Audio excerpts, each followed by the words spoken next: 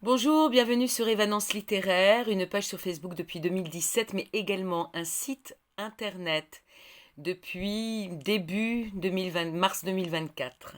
Je suis Évangéline Brunois, je suis chroniqueuse littéraire entre autres. J'ai rédigé plus de 1355 ou 56 chroniques. Cela représente plus ou moins 750 auteurs et je ne sais pas combien de maisons d'édition. Mais je vais profiter de l'occasion qui m'est donnée pour les remercier tous pour leur confiance renouvelée pendant toutes ces années.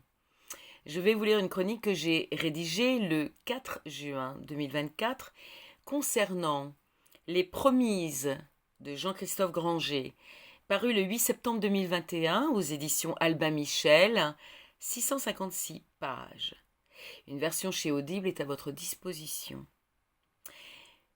Pour les fans de Philip Kerr et de Jane Tyne, mari et femme, qui ont tous deux rédigé des séries policières ou d'espionnage situées à Berlin pendant la période nazie, vous ne pourrez qu'être convaincu par ce thriller concernant la période troublée, précédant la Seconde Guerre mondiale, puis les premières années du conflit. Un trio improbable, encore une fois, comme dans l'opus Rouge Karma, succédant à celui-ci. D'une part, un sbire de la Gestapo, Franz Bevein, un colosse aux pieds d'argile, et d'autre part, Simon Krauss et Mina von Hassel, tous deux psychiatres, le premier spécialiste des rêves et leur interprétation, et gigolo à ses heures, la seconde aristocrate alcoolique, directrice d'un asile.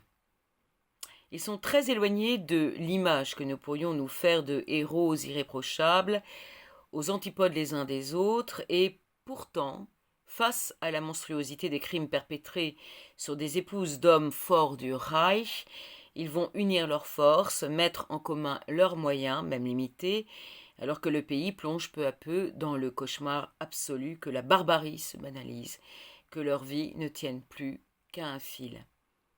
Aucun ne se fait d'illusions sur le Führer et le nazisme, chacun fait ce qu'il peut pour survivre, alors même que l'idée d'avenir s'éloigne. Ambiance donc crépuscule des dieux, soit on se tord la terreur au ventre, soit on se noie dans un fatalisme suicidaire. La violence des crimes, la boucherie exercée sur les corps, la rapidité de l'exécution du tueur caché derrière un masque imitant le marbre dans une ville de Berlin ténébreuse, venimeuse, font frémir nos trois comparses qui pourtant en ont déjà beaucoup vu. Les limites de l'inhumanité sont franchies par le coupable qu'ils chassent inlassablement et par le régime nazi. Ils échafaudent plusieurs théories qui finissent en impasse alors même qu'ils sont visés par les autorités. Leur ténacité et leur indépendance les désignent comme ennemis potentiels du pouvoir.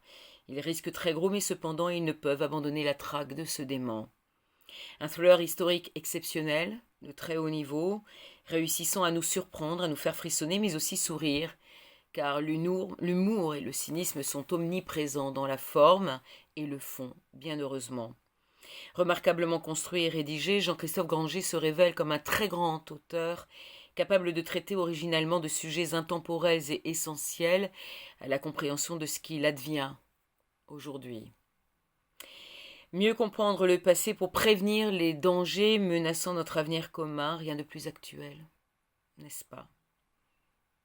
Je vous invite à découvrir la 4e de couverture ainsi que la biographie de l'auteur sur le site des éditions Albin Michel ou sur le site Évanence littéraire. Je vous remercie, bonne lecture, à très bientôt, au revoir.